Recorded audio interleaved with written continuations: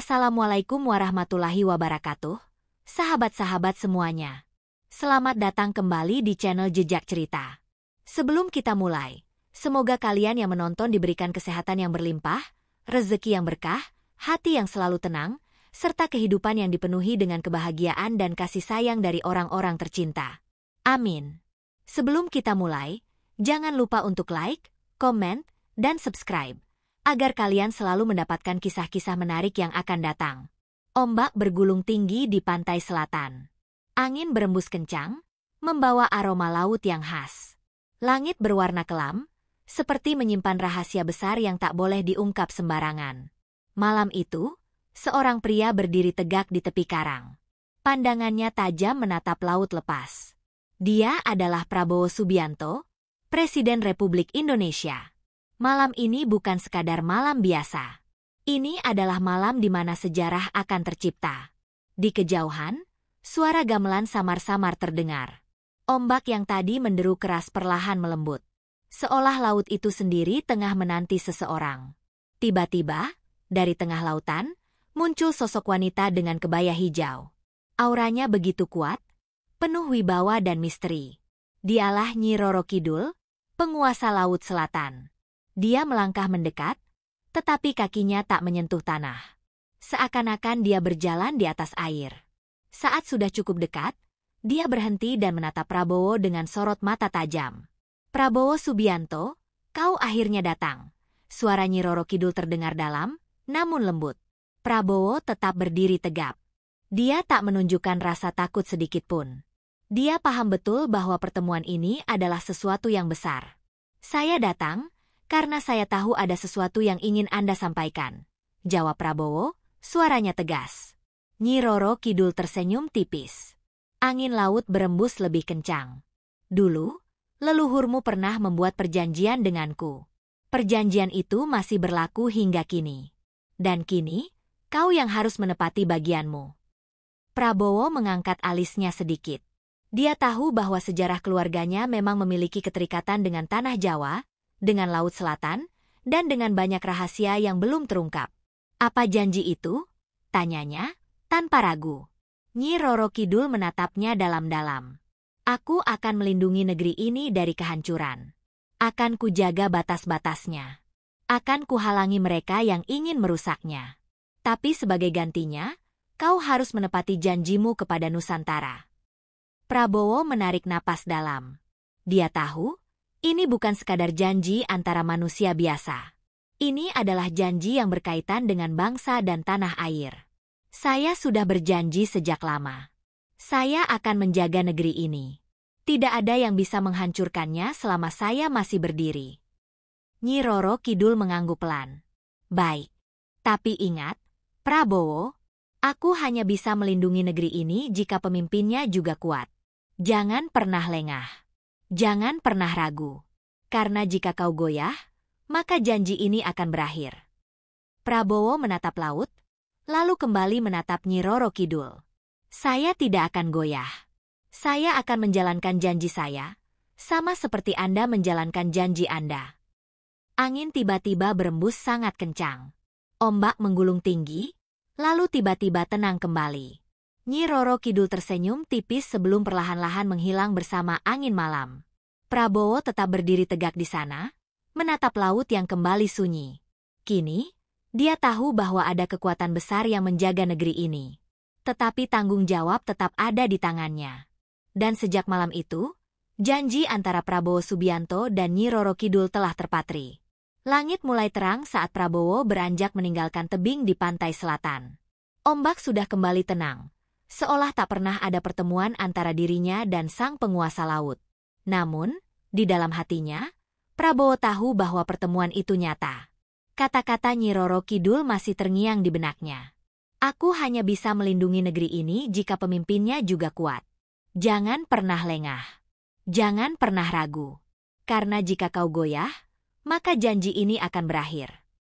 Prabowo menyadari bahwa ini bukan hanya sekadar peringatan, tetapi juga sebuah tanggung jawab besar. Janji yang terjalin antara dirinya dan Nyi Roro Kidul bukanlah janji kosong. Itu adalah janji yang harus ditepati demi kelangsungan Nusantara. 2 hari setelah pertemuan itu, Prabowo kembali ke Jakarta. Di Istana Merdeka, dia segera menggelar rapat terbatas dengan para menterinya. Situasi politik dan ekonomi negara sedang diuji. Isu korupsi di berbagai instansi pemerintahan mulai merebak. Ada tangan-tangan tak terlihat yang mencoba mengguncang stabilitas bangsa. Duduk di ujung meja panjang, Prabowo memperhatikan satu persatu wajah para menterinya. Matanya tajam, penuh wibawa. Saya tidak akan bertele-tele. Negeri ini harus bersih. Tidak ada tempat bagi pengkhianat bangsa. Suaranya tegas, membuat seluruh ruangan sunyi. Menteri-menteri saling bertukar pandang. Mereka tahu betul bahwa Prabowo bukan tipe pemimpin yang mudah diatur atau dipermainkan. Jika dia sudah mengambil keputusan, maka itu akan dijalankan tanpa kompromi. Beberapa hari ini saya mendapatkan laporan bahwa ada kebocoran anggaran yang besar di beberapa proyek strategis. Saya ingin laporan lengkap dalam waktu 24 jam. Tidak ada alasan. Jika ada yang bermain curang, maka dia akan berhadapan langsung dengan saya. Suasana semakin tegang. Semua orang di ruangan itu paham bahwa Prabowo tidak sedang bercanda. Dia benar-benar serius untuk membersihkan pemerintahan dari korupsi.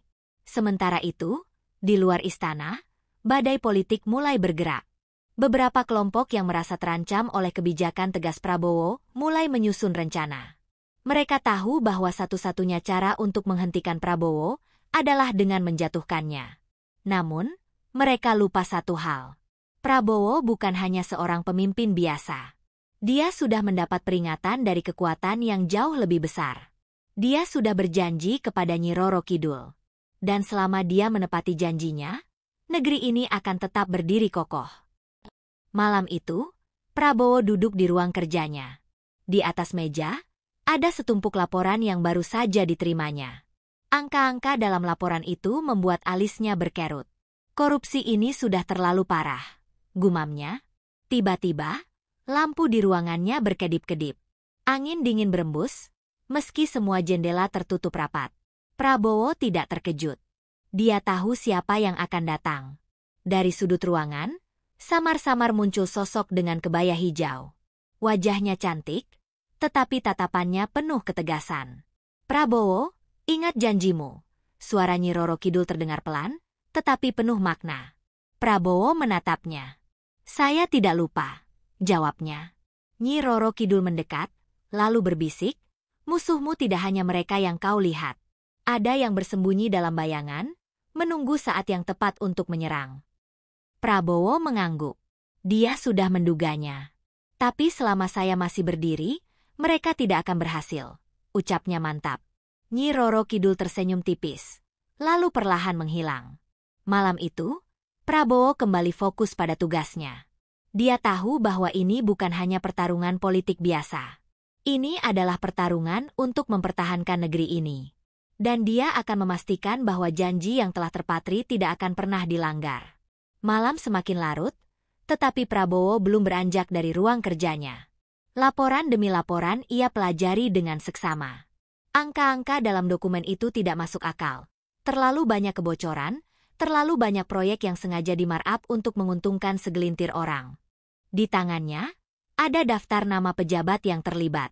Beberapa di antaranya adalah orang yang selama ini berpura-pura loyal kepadanya. Prabowo menghela napas panjang. Pengkhianat di dalam tubuh bangsa ini lebih berbahaya daripada musuh di luar, gumamnya. Ia mengambil telepon dan menghubungi Mayor Teddy, ajudan kepercayaannya. Dalam hitungan detik, suara Mayor Teddy terdengar di ujung sana. Siap, Jenderal.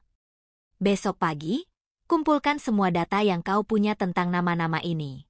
Aku ingin bukti konkret. Kita akan bertindak tanpa kompromi, kata Prabowo tegas. Laksanakan, jawab Mayor Teddy tanpa ragu. Setelah menutup telepon, Prabowo menatap jendela.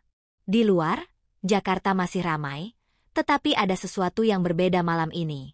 Angin berembus lebih kencang dari biasanya. Ombak di laut selatan mungkin sedang bergemuruh. Ia tahu, Nyi Roro Kidul masih mengawasi. Pukul 7, Mayor Teddy sudah tiba di ruang kerja Prabowo, membawa sebuah berkas tebal berisi laporan investigasi yang telah ia kumpulkan. Ia meletakkan berkas itu di meja, lalu berdiri tegap. Laporan lengkap, Jenderal. Semua data sudah saya verifikasi, ujarnya. Prabowo membuka berkas itu, membaca dengan cepat namun teliti. Angka-angka yang ia lihat semalam kini diperkuat dengan bukti transaksi, rekaman, dan kesaksian para pelapor. Berapa orang yang terlibat? Tanya Prabowo tanpa mengangkat wajahnya. Setidaknya 40 pejabat tingkat tinggi. Beberapa di antaranya ada di kabinet, jawab Mayor Teddy. Prabowo mengepalkan tangan. Jika kita tak bertindak sekarang, negeri ini akan hancur oleh para pengkhianat ini, katanya dingin. Ia lalu mengambil telepon dan menghubungi Kepala Kepolisian, Panglima TNI, serta Kepala Kejaksaan Agung. Hari ini akan menjadi hari yang panjang. Kumpulkan mereka semua. Kita akan bersih-bersih. Perintahnya. Mayor Teddy memberi hormat dan segera keluar untuk mengeksekusi perintah tersebut. Sementara itu, di sudut ruangan, tanpa ada yang menyadari, angin berembus pelan. Seperti ada sosok tak kasat mata yang mengawasi dengan penuh perhatian. Jakarta digegerkan oleh operasi besar-besaran yang dilakukan oleh tim gabungan TNI dan Polri. Dalam waktu kurang dari 24 jam, 40 pejabat tinggi yang terlibat korupsi ditangkap. Media nasional sibuk melaporkan kejadian ini. Rakyat bersorak. Tetapi di balik layar, musuh-musuh Prabowo semakin geram. Di sebuah ruangan gelap di Jakarta, beberapa orang berkumpul. Wajah-wajah mereka tegang. Prabowo sudah melangkah terlalu jauh. Jika kita tidak bertindak, kita semua akan hancur, kata salah satu dari mereka. Apa rencanamu? Tanya yang lain. Pria itu menyeringai. Kita buat negeri ini kacau. Kita buat rakyatnya berbalik melawan dia. Di Istana Merdeka, Prabowo duduk di ruangannya, menatap peta Indonesia. Ia tahu, pertempuran baru saja dimulai. Aku sudah menepati janjiku. Nyi, gumamnya pelan. Dari kejauhan, suara gamelan terdengar samar. Seakan menjawab bahwa pertarungan ini belum selesai. Langit Jakarta mendung. Awan hitam menggantung seolah menandakan badai yang akan segera datang. Di Istana Merdeka, Prabowo duduk di ruangannya, memandangi laporan terbaru dari Mayor Teddy. Jenderal, setelah operasi penangkapan kemarin, ada gerakan bawah tanah yang mulai muncul. Beberapa kelompok yang selama ini nyaman dengan sistem korup mulai bergerak. Mereka mencoba membangun opini publik bahwa tindakan Bapak adalah kediktatoran, ujar Mayor Teddy dengan nada serius. Prabowo mengangguk pelan, matanya tajam membaca situasi. Mereka tidak akan tinggal diam. Mereka sudah kehilangan kendali atas negeri ini, katanya. Layar televisi di ruangannya menampilkan siaran berita. Sejumlah politisi dan tokoh yang merasa kepentingannya terganggu mulai bersuara, mencoba membangun narasi bahwa tindakan bersih-bersih Prabowo adalah bentuk otoritarianisme. Rakyat harus tahu bahwa saya tidak sedang menindas siapapun. Saya hanya ingin membersihkan negeri ini, ucapnya. Mayor Teddy mengangguk. Kami sudah menyiapkan strategi komunikasi untuk melawan propaganda mereka, Jenderal. Tapi ada hal lain yang lebih mendesak. Prabowo menatap ajudannya dengan ekspresi penasaran. Apa itu? Ada laporan intelijen yang menyebutkan bahwa sekelompok elit bisnis dan politikus lama sedang merencanakan sesuatu yang besar. Mereka mungkin akan mencoba menciptakan kekacauan, baik melalui ekonomi atau kerusuhan sosial, jawab Mayor Teddy. Prabowo menghela napas. Mereka akan mencoba membakar negeri ini agar bisa mengambil keuntungan di tengah kekacauan. Ia berdiri dari kursinya, berjalan mendekati jendela. Angin di luar bertiup lebih kencang. Seakan membawa pesan yang sulit diterjemahkan. Jika mereka ingin bermain api, mereka akan menghadapi badai, gumamnya. Di tempat lain, ombak di pantai selatan menggulung tinggi. Seorang pria tua berjongkok di atas pasir, menatap laut dengan ekspresi cemas. Ia adalah seorang penjaga pantai yang sudah bertahun-tahun mengabdi. Malam ini terasa berbeda. Angin membawa aroma garam yang lebih pekat. Dan dari tengah lautan, muncul sosok wanita berbalut kebaya hijau. Nyi. Gumam pria tua itu dengan penuh hormat. Nyi Roro Kidul melangkah mendekat, namun kakinya tetap tak menyentuh tanah. Wajahnya tenang, tetapi ada kilatan kekhawatiran di matanya. Prabowo sudah bergerak sesuai janjinya. Tapi musuhnya tak akan tinggal diam, katanya pelan, namun suaranya menggema seperti gelombang lautan. "Apa yang akan terjadi, Nyi?" tanya pria tua itu. "Akan ada badai. Mereka akan mencoba merusak negeri ini dari dalam. Mereka akan menebar fitnah, mengadu domba rakyatnya sendiri. Dan saat itu terjadi, Prabowo akan menghadapi ujian terbesarnya," jawab Nyi Roro Kidul. Pria tua itu menelan ludah. Ia tahu bahwa ramalan Nyi Roro Kidul selalu benar.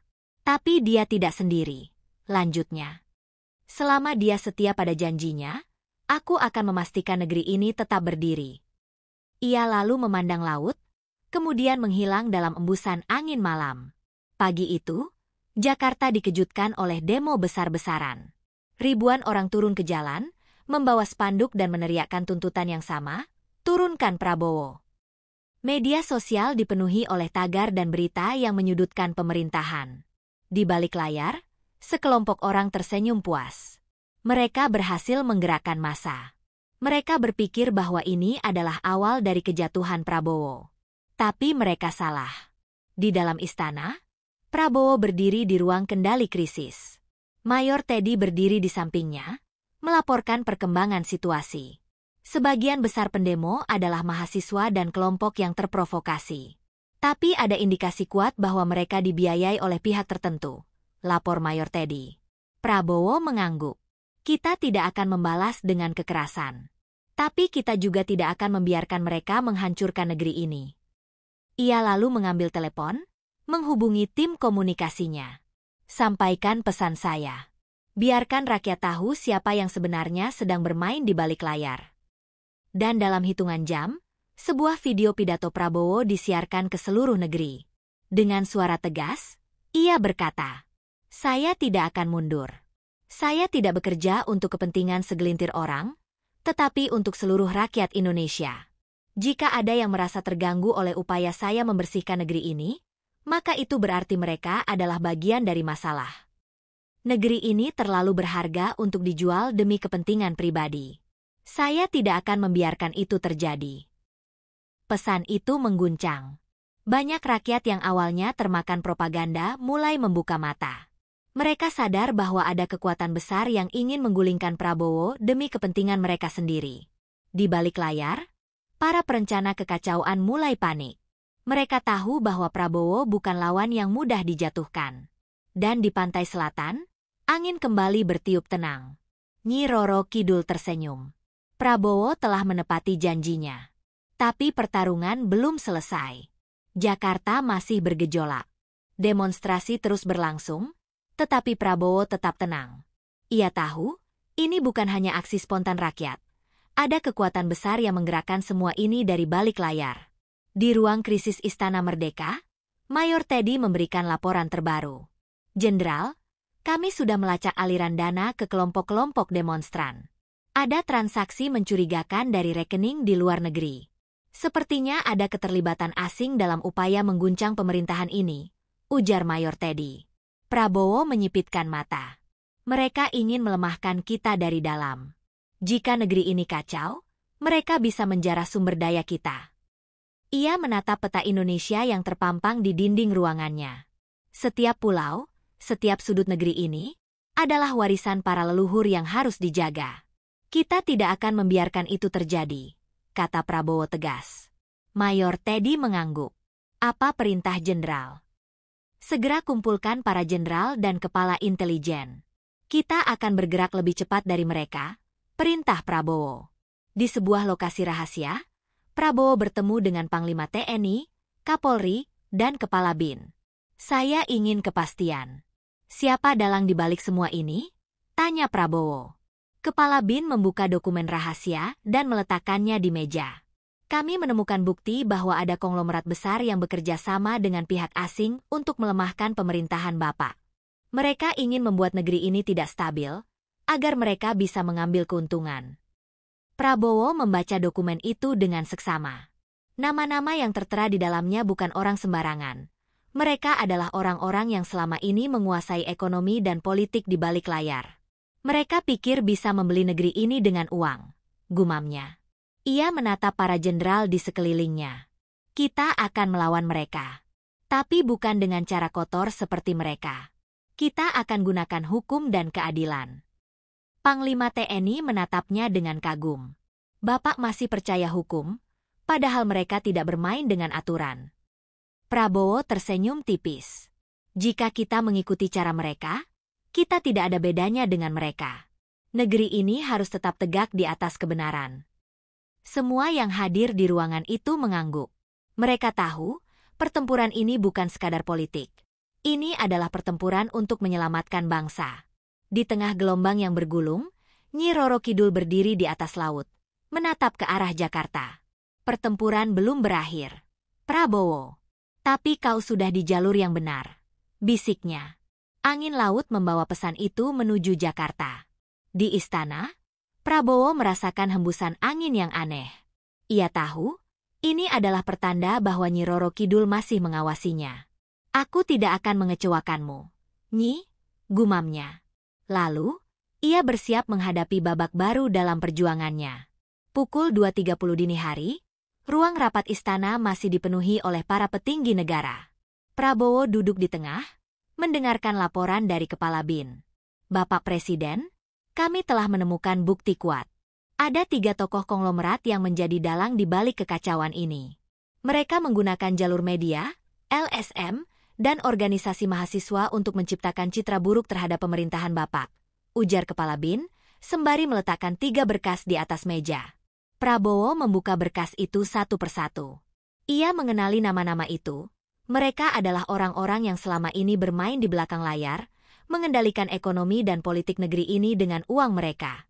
Mereka pikir bisa menjatuhkan saya dengan propaganda dan uang, gumam Prabowo. Mayor Teddy, yang berdiri di sampingnya, mengepalkan tangan.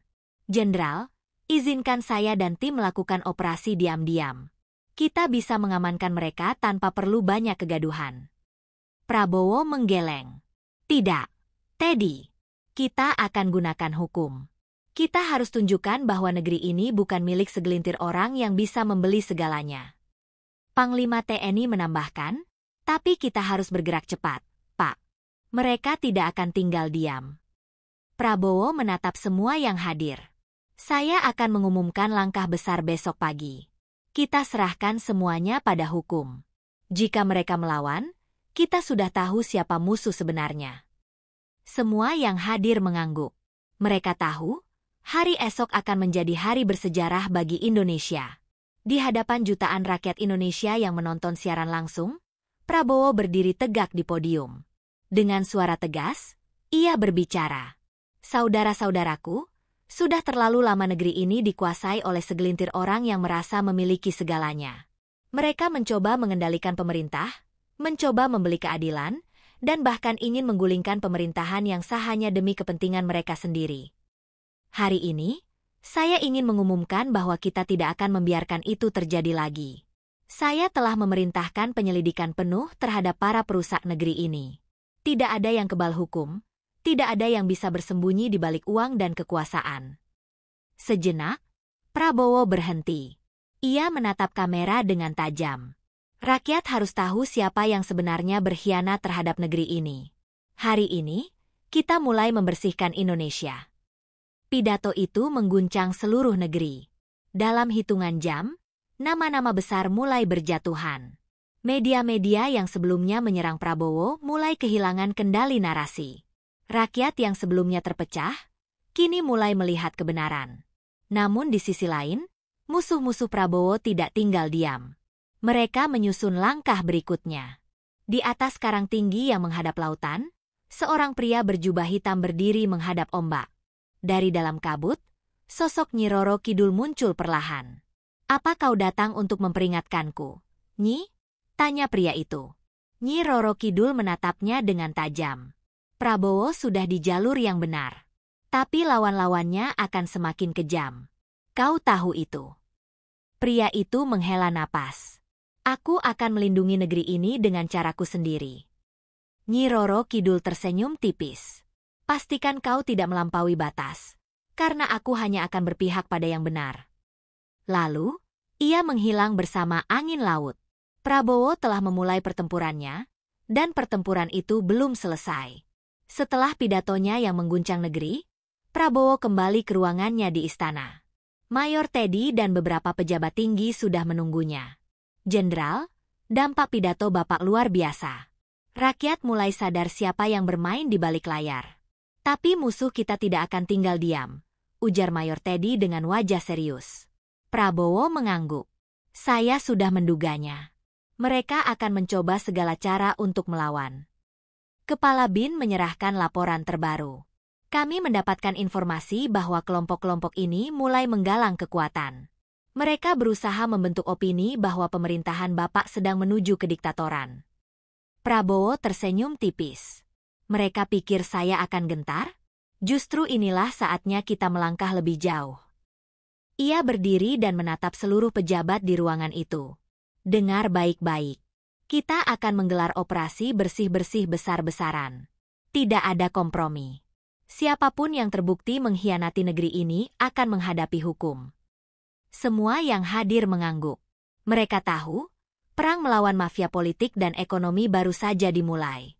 Sementara itu, di pantai selatan, angin bertiup kencang. Ombak bergulung-gulung seakan membawa pesan dari masa lalu. Nyi Roro Kidul muncul dari balik kabut, berdiri di atas permukaan laut. Ia menatap seorang pria yang sudah menunggunya di tepi pantai. Kau ingin bertemu denganku? Tanya Nyi Roro Kidul. Pria itu mengangguk. Ia adalah seorang tokoh yang selama ini berada di balik layar, mengamati pergerakan Prabowo. Aku ingin tahu, Nyi, apakah negeri ini benar-benar bisa diselamatkan? Tanyanya. Nyi Roro Kidul menatap lautan. Prabowo telah mengambil jalan yang benar. Tapi jalan itu penuh bahaya. Jika dia tetap teguh, negeri ini akan selamat.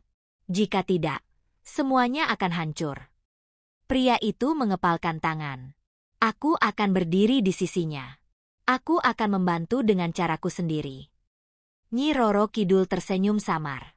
Jangan sampai kau melupakan batasmu. Aku hanya berpihak pada yang benar. Ombak menggulung lebih besar. Dalam sekejap, Nyi Roro Kidul menghilang. Pagi itu, Jakarta kembali geger. Tim gabungan dari kepolisian, KPK, dan TNI melakukan penangkapan terhadap sejumlah pengusaha dan pejabat tinggi yang terlibat dalam konspirasi menggulingkan pemerintahan. Berita ini menyebar dengan cepat. Rakyat mulai melihat kebenaran. Di istana, Prabowo menerima laporan dari Mayor Teddy. Jenderal, kita berhasil menangkap beberapa dalang utama. Tapi masih ada yang bersembunyi. Prabowo mengangguk. Mereka bisa bersembunyi, tapi tidak bisa lari selamanya. Ia menatap langit. Angin bertiup sejuk, seakan membawa pesan dari pantai selatan. Prabowo tersenyum. Ia tahu, ia tidak sendirian dalam perjuangan ini. Setelah operasi besar-besaran yang dilakukan oleh pemerintah, keadaan mulai berubah. Sejumlah mafia ekonomi dan politik telah ditangkap. Namun Prabowo tahu bahwa pertempuran belum selesai. Di ruangannya, Mayor Teddy datang dengan wajah serius. Jenderal, ada informasi baru. Beberapa konglomerat yang lolos dari operasi ini mulai menggalang kekuatan. Mereka berencana mengguncang stabilitas ekonomi dengan memainkan harga kebutuhan pokok, lapor Mayor Teddy. Prabowo mengepalkan tangannya. Mereka ingin rakyat menderita agar saya terlihat gagal. Kita tidak bisa membiarkan ini terjadi. Kepala BIN menambahkan, kami sudah melacak pergerakan mereka. Beberapa pertemuan rahasia dilakukan di luar negeri, membahas cara menjatuhkan pemerintahan Bapak. Prabowo berdiri dari kursinya. Matanya tajam menatap ke depan. Baik, kalau mereka ingin perang, kita akan hadapi mereka. Saya ingin seluruh kementerian terkait bergerak cepat. Stabilkan harga kebutuhan pokok, pastikan rakyat tidak terkena dampaknya. Mayor Teddy mengangguk. Saya akan pastikan itu, Jenderal. Prabowo menatap keluar jendela, melihat langit yang mulai mendung. Pertempuran ini belum selesai, gumamnya. Di tengah ombak yang menggulung, Nyi Roro Kidul berdiri di atas permukaan laut, menatap ke arah Jakarta. Mereka belum menyerah, Prabowo. Tapi aku tahu kau tidak akan mundur, bisiknya. Tiba-tiba, langit di atas pantai selatan berubah. Awan hitam menggumpal, angin bertiup kencang. Ini adalah pertanda bahwa badai baru akan datang. Seorang lelaki berjubah hitam muncul dari balik kabut. Kau yakin dia bisa menang? Tanyanya. Nyi Roro Kidul menoleh padanya. Kemenangan tidak selalu berarti tanpa pengorbanan. Tapi aku tahu, Prabowo akan bertahan. Lelaki itu tersenyum samar. Kalau begitu, aku akan menunggu akhir dari pertarungan ini. Di sebuah gedung megah yang tersembunyi dari sorotan publik, beberapa orang duduk mengitari meja panjang. Prabowo mulai menggoyahkan kekuatan kita, kata salah satu pria dengan suara geram. Seorang lainnya menyesap kopinya dengan tenang. Dia mungkin kuat, tapi dia manusia. Kita hanya perlu mencari titik lemahnya. Mereka mulai menyusun rencana baru. Jika tekanan ekonomi tidak berhasil, mereka akan mencoba cara lain, cara yang lebih kotor. Prabowo mungkin sudah selangkah lebih maju, tapi musuhnya juga tidak tinggal diam. Di dalam ruangan kerjanya, Prabowo menatap peta Indonesia yang terbentang di hadapannya. Ia tahu, pertempuran ini akan terus berlanjut. Tapi satu hal yang pasti, ia tidak akan mundur. Angin berhembus pelan dari jendela yang terbuka. Sejuk, tapi membawa firasat. Prabowo tersenyum tipis. Ia tahu, Nyi Roro Kidul masih mengawasinya. Hari-hari setelah operasi besar-besaran, keadaan di Indonesia masih penuh gejolak. Meskipun langkah Prabowo untuk mengamankan sejumlah tokoh yang berkhianat mendapat dukungan luas dari rakyat, masih ada ancaman yang mengintai. Prabowo duduk di ruang kerjanya, memeriksa laporan terbaru dari tim intelijen. Mayor Teddy dan Kepala BIN sudah hadir. Jenderal, meskipun beberapa orang telah ditangkap, masih ada kelompok yang lebih kuat yang bergerak di belakang mereka. Kami mendapatkan informasi tentang jaringan internasional yang turut mendukung upaya mereka, kata Kepala BIN, membuka map berisi data intelijen. Prabowo memandangi laporan itu dengan seksama. Nama-nama besar yang ada di dalamnya bukan hanya dari kalangan lokal, tetapi juga ada keterlibatan beberapa tokoh asing yang memiliki kepentingan ekonomi di Indonesia. Jadi, ini bukan sekadar pertempuran dalam negeri. Mereka mencoba menguasai sumber daya alam kita dan menggulingkan pemerintah yang sah? Tanya Prabowo. Mayor Teddy mengangguk. Betul, Jenderal. Dan mereka tidak akan berhenti hanya dengan menyerang ekonomi. Kami yakin mereka juga sedang merencanakan langkah-langkah lain untuk melemahkan kita. Prabowo menghela napas panjang, lalu berdiri dan mendekati jendela. Ia menatap Jakarta yang terhampar luas di bawahnya. Kita harus bertindak lebih cepat. Rakyat kita tidak bisa terus terjebak dalam ketidakpastian. Jika kita tidak bergerak, negeri ini akan jatuh ke tangan mereka, ujarnya tegas. Kepala BIN menambahkan, kami sudah mempersiapkan langkah selanjutnya. Tapi kita perlu keputusan cepat, Jenderal. Kami membutuhkan dukungan penuh dari Anda untuk mengamankan stabilitas negara. Prabowo menatap mereka dengan serius. Lakukan apa yang perlu dilakukan. Saya akan pastikan pemerintah kita berjalan lurus, meski badai datang menghadang. Di luar istana, di tempat yang jauh dari pusat kekuasaan, Nyi Roro Kidul berdiri di tengah laut yang tenang. Laut ini, yang selalu menjadi bagian dari perjalanan panjang bangsa ini, menyimpan banyak rahasia dan pertanda. Prabowo tidak mudah dihancurkan, tetapi akan ada banyak ujian di depannya. Bisiknya, angin laut menyapa wajahnya. Dari balik kabut laut, pria berjubah hitam kembali muncul. Kau yakin dia bisa bertahan? Kekuatan mereka jauh lebih besar. Nyi Roro Kidul menatap pria itu dengan pandangan tajam. Prabowo sudah melangkah ke jalan yang benar. Namun, jalan itu tidak mudah, dan tidak ada yang bisa memprediksi ujian apa yang akan datang. Pria berjubah itu tidak berkata apa-apa, hanya memandang jauh ke horizon. Aku akan mengawasinya. Jika dia jatuh, kita akan menyelamatkannya. Tapi ingat, Nyi, kita hanya bisa membantu yang layak dibantu, kata pria itu dengan nada serius. Nyi Roro Kidul mengangguk pelan. Kekuatan bukan hanya tentang kekuatan fisik atau uang. Kekuatan sejati ada pada hati yang murni, dan keberanian untuk berjuang demi yang benar. Pria itu menghilang secepat ia muncul, meninggalkan Nyi Roro Kidul dengan pikirannya sendiri. Di Jakarta, Prabowo semakin mantap dalam langkahnya. Semua ancaman, baik dari dalam maupun luar negeri, harus dihadapi dengan keteguhan hati. Ia memanggil semua menteri dan jenderal untuk rapat darurat. Rencana kami untuk menstabilkan harga pangan sudah berjalan. Sekarang, kita perlu menangani ancaman dari luar negeri.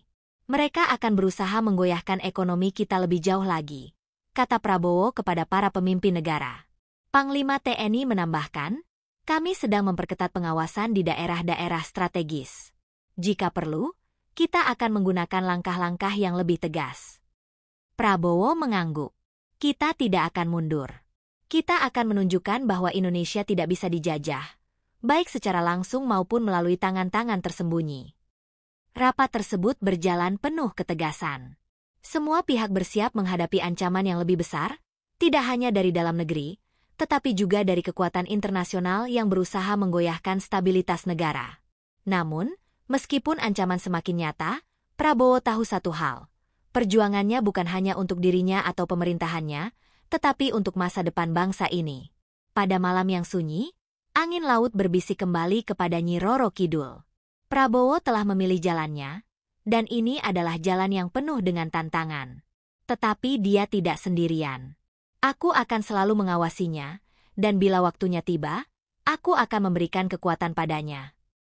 Ombak bergulung lebih tinggi, seakan mengikuti setiap kata yang terucap. Nyi Roro Kidul menatap laut, memandang masa depan Indonesia yang penuh dengan ketidakpastian, namun juga penuh harapan. Waktunya akan tiba, dan saat itu, Indonesia akan bangkit dengan kekuatan baru, gumamnya. Seiring berjalannya waktu, tekanan terhadap pemerintahan Prabowo semakin berat. Meskipun rakyat mulai merasakan perubahan positif, penurunan harga kebutuhan pokok dan keamanan yang lebih terjamin, tangan-tangan gelap di belakang layar tetap bergerak untuk merusak stabilitas negara. Di ruang kerjanya, Prabowo tengah menelaah laporan terbaru yang diserahkan oleh Mayor Teddy. Jenderal, kita mendapatkan kabar bahwa beberapa kekuatan luar negeri mulai melakukan serangan terhadap perekonomian kita. Mereka menurunkan nilai tukar rupiah secara artifisial melalui pasar internasional, ujar Mayor Teddy dengan nada cemas. Prabowo menatap peta besar Indonesia yang tergantung di dinding, menggenggam erat gagangnya. Mereka ingin menggoyahkan rakyat dengan kekuatan ekonomi. Mereka pikir kami akan menyerah. Tapi saya tidak akan biarkan itu terjadi. Kita harus bertindak sekarang. Kepala BIN yang berada di ruangan itu menambahkan, kami sudah menghubungi tim ekonomi untuk menanggulangi ini, namun situasinya semakin rumit. Pengaruh mereka sangat besar. Prabowo menatap mereka dengan tajam. Bersiaplah. Kita harus bergerak lebih cepat dan lebih cerdik. Jika mereka bermain dengan ekonomi, kita akan balik serang dengan kekuatan yang lebih besar. Politik, diplomasi, dan strategi internal yang tak terduga. Kepala BIN dan Mayor Teddy mengangguk. Tahu bahwa keputusan Prabowo kali ini akan menentukan masa depan Indonesia. Di pantai selatan, ombak yang sebelumnya tenang kini mulai bergulung dengan kekuatan yang luar biasa. Nyi Roro Kidul berdiri tegak di atas permukaan laut, matanya menatap jauh ke arah horizon yang kabur oleh kabut. Tiba-tiba, pria berjubah hitam yang pernah datang sebelumnya muncul kembali di hadapannya. Kekuatan mereka semakin besar. Nyi, apakah Prabowo siap menghadapi ini? Tanyanya dengan suara rendah. Nyi Roro Kidul tidak bergerak. Hanya matanya yang tetap fokus pada lautan yang bergelora. Dia sudah memilih jalannya. Dan sekarang, jalannya akan membawa tantangan yang lebih besar. Namun, dalam dirinya ada kekuatan yang tak bisa dihancurkan. Pria itu mengangguk pelan. Tapi masih ada banyak yang harus dia hadapi. Waktu terus berjalan, dan kita hanya bisa menunggu. Nyi Roro Kidul berbalik, dan dalam satu langkah, tubuhnya menyatu dengan angin laut yang kencang. Tidak ada yang bisa mengubah takdir. Tapi Prabowo harus memilih dengan bijak. Saat waktunya tiba, aku akan memberikan pertolongan yang ia butuhkan. Di Istana Merdeka, Prabowo dan timnya mulai merencanakan langkah selanjutnya. Seluruh kementerian terkait bergerak cepat. Ekonomi, militer, dan diplomasi semua dikerahkan untuk menghadapi ancaman luar dan dalam negeri. Kita akan meningkatkan kerjasama internasional dengan negara-negara yang memiliki kepentingan bersama. Dan di dalam negeri, kita akan memperkuat konsolidasi politik untuk memastikan tidak ada pihak yang bisa mengganggu stabilitas pemerintahan, ujar Prabowo dengan tegas. Ia menatap seluruh anggota kabinet yang hadir, memastikan mereka semua siap untuk menjalankan instruksi tersebut. Mayor Teddy menambahkan, kami juga akan meningkatkan pengawasan di daerah-daerah yang dianggap rawan. Setiap gerakan musuh harus dipantau dengan ketat. Prabowo mengangguk. Bagus. Setiap gerakan harus dihitung. Tidak ada ruang untuk kesalahan. Namun, meskipun langkah-langkah besar sudah disiapkan, Prabowo tahu bahwa ancaman yang akan datang bukan hanya dari luar, tetapi juga dari dalam. Orang-orang yang merasa terganggu dengan perubahan ini akan melakukan apapun untuk menggulingkan pemerintahannya. Ia memejamkan matanya sejenak, merasa ada sesuatu yang lebih besar yang akan datang. Aku siap. Indonesia harus bangkit. Dan kita akan membuktikan bahwa bangsa ini tidak bisa dipermainkan. Gumamnya. Kembali di pantai selatan, Nyi Roro Kidul berdiri, menatap ke arah langit yang mulai gelap. Angin bertiup kencang, membawa desiran yang mengisyaratkan bahwa sesuatu akan terjadi. Perjuangan Prabowo semakin sulit, tapi aku tahu dia akan terus berjuang. Begitu banyak yang tergantung padanya. Saat waktunya tiba, aku akan membantunya. Pikirnya dalam hati. Tiba-tiba, suara ombak yang keras mengalun, seperti suara kehidupan yang terus bergulir, meskipun ada badai yang mengancam. Nyi Roro Kidul tersenyum tipis. Tak ada yang lebih besar dari takdir. Prabowo akan menghadapinya, dan aku akan tetap ada di sampingnya, meskipun tak tampak. Dalam angin malam yang semakin menderu, ia hilang dalam gelombang yang menelan tubuhnya, meninggalkan hanya jejak di pasir yang segera terhapus oleh ombak. Terima kasih telah menyaksikan cerita ini hingga akhir. Semoga apa yang telah kita bahas bisa memberikan pelajaran dan inspirasi untuk kita semua. Semoga perjuangan Pak Prabowo Subianto terus diberkahi, diberi kekuatan dan keteguhan dalam menghadapi setiap tantangan demi Indonesia yang lebih baik. Wassalamualaikum warahmatullahi wabarakatuh. Semoga Tuhan selalu melindungi langkah beliau dan bangsa kita.